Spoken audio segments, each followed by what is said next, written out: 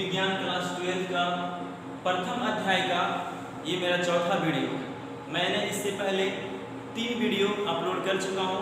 यदि अभी तक आप उन वीडियो को नहीं देखे हैं तो डिस्क्रिप्शन बॉक्स में जाएं, उसका लिंक आपको डिस्क्रिप्शन बॉक्स में मिल जाएगा और तीनों वीडियो को भी बारी बारी से देखें और हमेशा ये ध्यान में रहे कि जो भी आप वीडियो देखें उसको अपने कॉपी में नोट करें। वो चाहे किसी भी आप वीडियो देखते हैं या हमारा वीडियो देखते हैं या किसी और का भी देखते हैं, यूट्यूब पे कोई भी वीडियो देखते हैं तो हमेशा ध्यान में रहे कि आप उसको लिखें, क्योंकि वीडियो देखते रहेंगे फिर आप स्क्रॉल करते जाएंगे फिर भूल जाएंगे। यदि आप वो आपके नोटबुक में रहेगा तो वो आप कभी भी देख सकते हैं एक झटके में। तो ये जो मेरा वीडियो है प्रथम अध्याय में हम पढ़ रहे थे फसलों का वर्गीकरण। तो ये फसलों का वर्गीकरण का मेरा ये चौथा लेक्चर है, ये मेरा चौथा वीडियो है, पार्ट 4 है ये। तो 3 लेक्चर में मैंने बहुत कुछ बताया, थोड़ा सा मैं एक बार उसको रिवाइज कर देता है, एक बार थोड़ा सा मैं उसको रिकॉल कर देता हूँ कि मैंने क्या क्या पढ़ा है अपनी उन तीनों वीडियो में। सबसे पहला वीडियो था मेरा कि ऋतुओं के आधार पर फसलों का वर्गीकरण किस प्रकार से किया गया है, 3 भागों में उसको डिवाइड किया गया है। फिर हम लोगों ने दूसरा में पढ़ा कि ऋतुओं के आधार पर फसलों को कितने भागों में बांटा गया है, तो उनको भी 3 भागों में बांटा गया।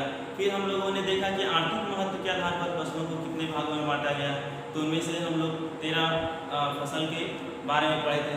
उसके बाद ये हमारा चौथा लेक्चर है जिसमें हम ये देखेंगे कि वानस्पतिक आधार पर, यानी कि बॉटेनिकल नेम के आधार पर, वानस्पतिक परिवार के आधार पर या फिर बॉटेनिकल फैमिली के आधार पर फसलों को कितने भागों में बांटा गया है। और ये जो लेक्चर है, ये जो 4th लेक्चर है, it is the most important lecture in examination point of view. ये जो है आपकी प्रतियोगिता परीक्षा हो या आपका बोर्ड का परीक्षा हो, ये सभी प्रतियोगिता परीक्षाओं एवं बोर्ड के लिए बहुत ही महत्वपूर्ण है। इससे एक ना एक क्वेश्चन आपको रहेगा ही रहेगा, वो चाहे आप एग्रीकल्चर का एग्जाम दे रहे हो या फिर आप बायो का दे रहे हो, इससे एक क्वेश्चन रहना ही रहना है। और इससे मुख्य रूप से आप जो देखते हैं बीच वाला नाम, ये वाला आप याद रखें, क्योंकि ये वाला ना दे करके आपको ये वाला ही हिंदी में लिख देगा। जैसे कि घास परिवार है तो ग्रैमिनी फैमिली, तो आपको ग्रैमिनी लिखेगा लेकिन वो ग्रैमिनी क्या करेगा, क्यों आपको हिंदी में ही लिख करके दे देगा कि बताइए कि कौन सा जो हमारा फसल है वो ग्रैमिनी फैमिली का।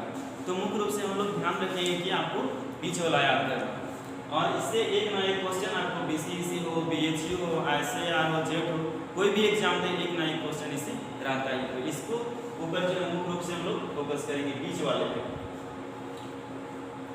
तो चलिए हम लोग इस पूरे वनस्पति के आधार पे जो मुख्य फसल है हमारा, इनको 13 भागों में डिवाइड किया गया इनको।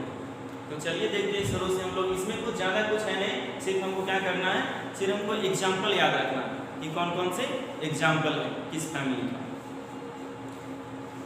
तो सबसे पहले हमारा घास परिवार, जिसको हम लोग बोलते हैं ग्रैमिनी फैमिली। घास परिवार को क्या बोलते हैं हम लोग, ग्रैमिनी फैमिली।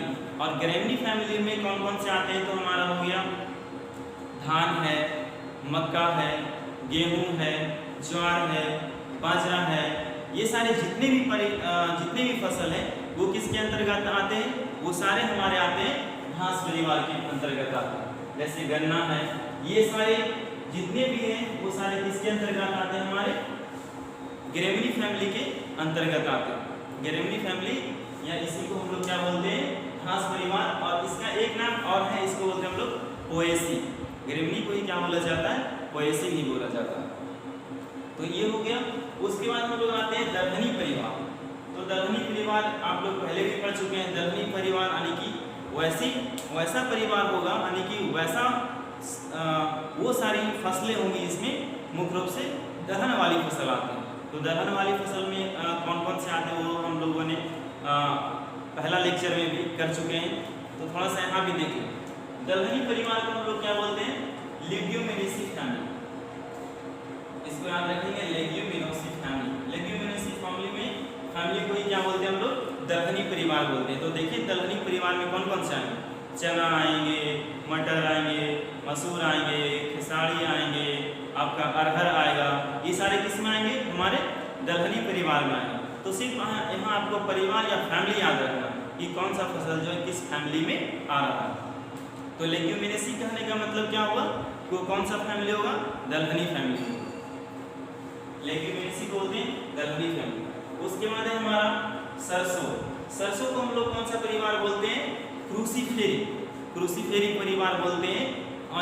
और इसी का एक नाम और है, इसी को हम लोग ब्रेसिकेसी भी बोलते हैं। इसी फैमिली को हम लोग क्या बोलते हैं, ब्रेसिकेसी बोलते हैं। तो ब्रेसिकेसी या क्रूसीफेरी दोनों जो भी बोलिए दोनों एक ही बात है। और इस फैमिली से संबंधित हम आगे जाकर के हम लोग अलग अलग स्पेसिफिक रूप से फसलों के बारे में हम लोग पढ़ेंगे, जैसे राई हो गया, तोरी हो गया। आगे इसके बारे में स्पेशली हम लोग पढ़ेंगे अलग अलग से, राई के बारे में अलग पढ़ेंगे, तोरी के बारे में अलग पढ़ेंगे। तो आगे भी ये सारी चीज़ें आपको मिलेगी, जैसे सूर्यमुखी के बारे में हम लोग पढ़ेंगे आगे चल करके, मक्का गेहूँ के बारे में तो पढ़ना ही है हम लोग को। तो यहाँ पे याद रखेंगे तो यहाँ भी याद हो जाएगा। और धीरे धीरे करते करते आपको कुछ ज़्यादा भारी भरकम ये चीज़ नहीं, आपको धीरे धीरे ये चीज़ें माइंड में सेट हो जाएगी, धीरे धीरे ये याद हो जाएगी आपको। तो उसके बाद हम लोग आते हैं कहाँ, क्रूसीफेरी यानी कि सरसों परिवार में। तो सरसों परिवार में यानी कि कौन कौन आता है, सरसों ही आएगा। तो सरसों परिवार में कौन कौन आते हैं, हमारा सरसों है, राई है, तोरी है। ये सारा सरसों का ही अलग अलग परिवार है, यानी कि सरसों ही है। कोई बौना होता है, कोई बहुत लंबा होता है, कोई पीला वाला होता है, तो ये अलग अलग प्रकार का है, लेकिन तीनों क्या सरसों ही है। सरसों का ही अलग अलग फैमिली इसमें होते हैं, राई बोलते हैं, सरसों बोलते हैं, तोरी बोलते हैं। तो ये सरसों को क्या हम लोग बोलते हैं, ब्रेसिकेसी बोलते हैं या फिर क्रूसीफेरी बोलते हैं। इसमें आपका जो है फूल गोभी भी आता है, यानी कॉलीफ्लावर भी आता है, कैबेज भी आता है। ये सारे भी कौन से फैमिली के हैं, क्रूसीफेरी या ब्रेसिकेसी फैमिली के ही फसल है। उसके बाद हम लोग आते हैं कपास। कपास को बोला जाता है कौन सा फैमिली, कपास को बोला जाता है मालवेसी फैमिली। तो आपको मुख्य रूप से क्या पूछा जाएगा कि मालवेसी फैमिली में कौन कौन से फसल आते हैं। तो मालवेसी फैमिली में कौन कौन से फसल आते हैं, तो मालवेसी फैमिली में मुख्य रूप से हमारा क्या आता है, कपास आता है, पटसन आता है, भिंडी आता है। ये सारे जो हमारा फसल है वो किस में आते हैं, कपास वाले परिवार में आते हैं, मालवेसी फैमिली में आते हैं। तो मालवेसी फैमिली में कौन कौन से आते हैं, हमारा कौन कौन सा हो गया, कपास है, पटसन है, भिंडी है। ये सारे जो फसल आते हैं हमारे किस में आता है, मालवेसी फैमिली में आता है। मालवेसी याद रखें, ठीक है। उसके बाद है हमारा आलू परिवार। आलू परिवार को हम लोग क्या बोलते हैं, सोलेनेसी फैमिली बोलते हैं, आलू परिवार। आलू परिवार से एक ना एक क्वेश्चन इससे भी रहता ही है, आलू परिवार में कौन कौन है। और इन सबों के बारे में, पूरा आलू परिवार के बारे में हम लोग क्या करेंगे कि पढ़ेंगे फर्दर अलग अलग से। जब सब्जी वाली फसलें हम आप लोगों को पढ़ाएंगे आगे का लेक्चर में, तो उसमें देखेंगे सबको अलग अलग पढ़ेंगे। जैसे आलू के बारे में पढ़ेंगे, टमाटर के बारे में पढ़ेंगे, बैगन के बारे में, तंबाकू के बारे में शायद ये हमारा 12th में नहीं दिया हुआ है। तो हम लोग क्या किसके बारे में पढ़ेंगे, आलू, टमाटर, बैगन, इसके बारे में हम लोग स्पेशली पढ़ेंगे। तो आलू परिवार में कौन कौन से आते हैं, आलू परिवार में मुख्य रूप से आते हैं सोलेनेसी। सोलेनेसी फैमिली में कौन कौन से आते हैं, हमारा आलू है, टमाटर है और बैगन। ये सारे कौन कौन से किसमें आते हैं, सोलेनेसी फैमिली में। उसके बाद मिर्चाई हो गया, जिसको मिर्च बोलते हैं, चिली, वो भी किसमें आता है, हमारा सोलेनेसी फैमिली में ही आता है। उसके बाद हम लोग बात करेंगे जूट परिवार। जूट परिवार को हम लोग बोलते हैं टिलियेसी फैमिली। जूट परिवार को क्या बोलते हैं, टिलियेसी बोलते हैं हम लोग। तो इसमें एक ही पौधा है, एक ही फसल है मुख्य रूप से, वो कौन सा है, जूट परिवार में। टिलियेसी में हमारा जो है जूट परिवार में एक ही है फसल है, जिसको हम लोग क्या कर सकते हैं, इकोनॉमिकली ग्रो करते हैं, आर्थिक रूप से ग्रो किया जाता है। तो वो हमारा कौन है, जूट है। उसके बाद हम लोग आते हैं अलसी वाले परिवार में। अलसी को क्या हम लोग बोलते हैं, लिनियेसी। अलसी को कौन सा फैमिली बोलते हैं, लिनियेसी। लिनियेसी फैमिली। लिनियेसी फैमिली में कौन सा आएगा, अलसी या तीसी, वही आता है। उसके बाद हमारा सूर्यमुखी परिवार। सूर्यमुखी परिवार में हमारा कौन सा आता है, कंपोजिटी। कंपोजिटी फैमिली में, सूर्यमुखी फैमिली में सूर्यमुखी आता है। उसके बाद है हमारा कौन सा फैमिली है, U for BAC. U for BAC में हमारा जो आता है कैस्टर आता है, जिसको हम लोग अंडी बोलते हैं। पहले हम लोग क्या करते थे कि जब बच्चे थे तो बहुत सारा हम लोग अंडी वगैरह जो है लड़ाते थे, कागजों से बहुत सारा खेलते थे, बहुत सारा हम लोग नचाते भी थे। तो ये वही अंडी, इसको क्या बोलते हैं, कैस्टर बोलते हैं। तो ये यहाँ तक हम लोगों ने 9 फैमिली पढ़ ली। अब आगे पढ़ेंगे जो भी बचा हुआ। तो अब हम देखेंगे किसके आधार पे देख रहे थे हम लोग, वानस्पतिक फैमिली के आधार पे, वानस्पतिक परिवार के आधार पर देख रहे हैं। तो 10वां नंबर पे जो हमारा क्रॉप है वो कौन सा है, चुकंदर परिवार। चुकंदर परिवार को हम लोग क्या बोलते हैं, चिनोपोडिएसी फैमिली। चुकंदर जो से चुकंदर भी और जो से चिनोपोडिएसी, तो यानी कि चुकंदर फैमिली में को क्या बोलते हैं हम लोग, चिनोपोडिएसी फैमिली बोलते हैं चुकंदर फैमिली को। और इसमें मुख्य रूप से कौन सा आता है हमारा, इसमें मुख्य रूप से आता है चुकंदर।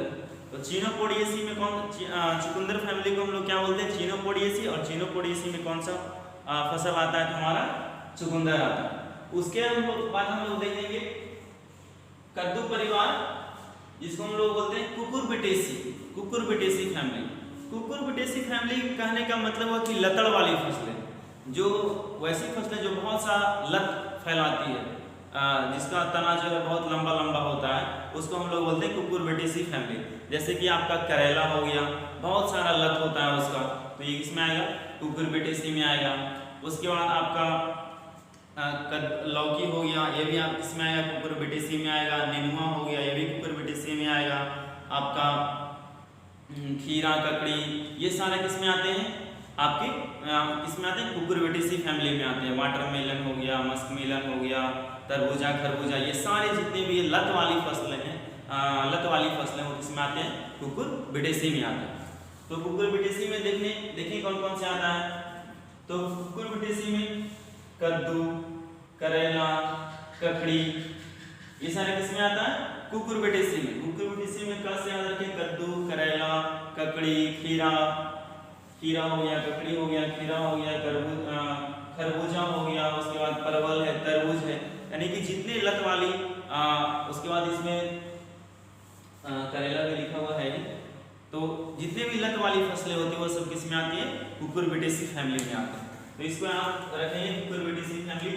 फैमिली तो सबका याद रखना है, लेकिन कौन कौन सा किसमें आता है वो याद रखेंगे, और ये जो है बहुत इंपॉर्टेंट है। उसके बाद है हमारा प्याज, जिसको हम लोग बोलते हैं लिलिएसी फैमिली। लिलिएसी फैमिली में मुख्य रूप से कौन सा आता है, लहसुन और प्याज। इसको आराम से याद रख सकते हैं, लिलिएसी फैमिली में लहसुन, प्याज। तो हमारा प्याज का जो परिवार है, कौन सा परिवार है, लिलिएसी। और लिलिएसी फैमिली में कौन कौन से फसल आते हैं, तो प्याज और लहसुन। लहसुन प्याज किस वर्ग में आते हैं, तो हमारे यहाँ का लिलिएसी फैमिली में। उसके बाद है लिलिएसी फैमिली के बाद है हमारा गाजर, इसको बोलते हैं अम्बेलिफेरी। गाजर परिवार में कौन कौन से आते हैं, गाजर परिवार में जो आते हैं उसको बोलते हैं क्या, अम्बेलिफेरी। तो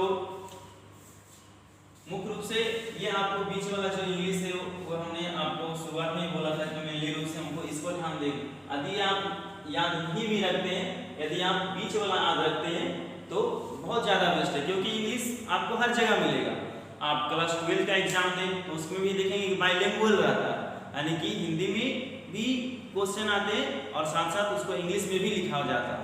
तो यदि आप इंग्लिश को पढ़ते हैं तो आपको कहीं दिक्कत नहीं होगी।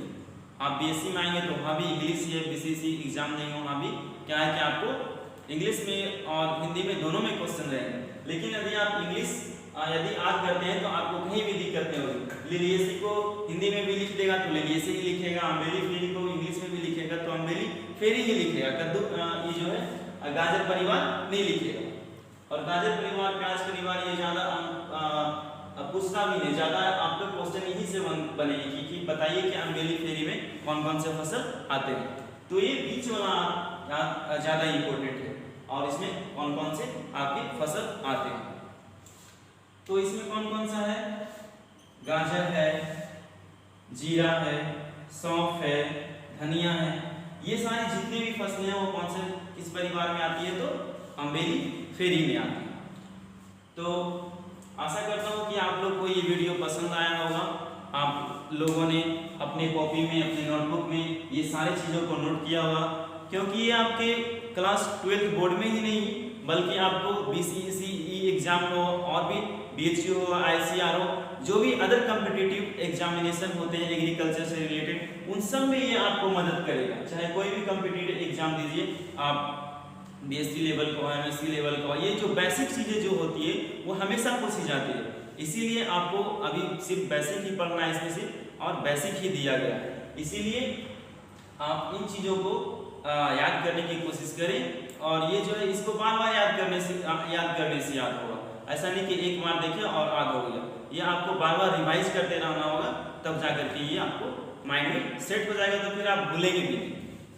तो आशा करता हूँ कि आप लोगों ने नोट किया होगा, आप लोगों को पसंद आया होगा, और यदि ये आपको वीडियो पसंद आया है तो आप please like, subscribe and share करें। और मेरा अभी तक यदि आप पिछले लेक्चर नहीं देखे, ये मेरा चौथा लेक्चर है, तो आप जाएं और डिस्क्रिप्शन बॉक्स में उसके नीचे लिंक दिया हुआ है, और आप वो तीनों वीडियो को भी देखें और नोट करने की कोशिश करें हमेशा, कि जो भी वीडियो आप देखते हैं यूट्यूब पे उसको नोट करें। Thank you.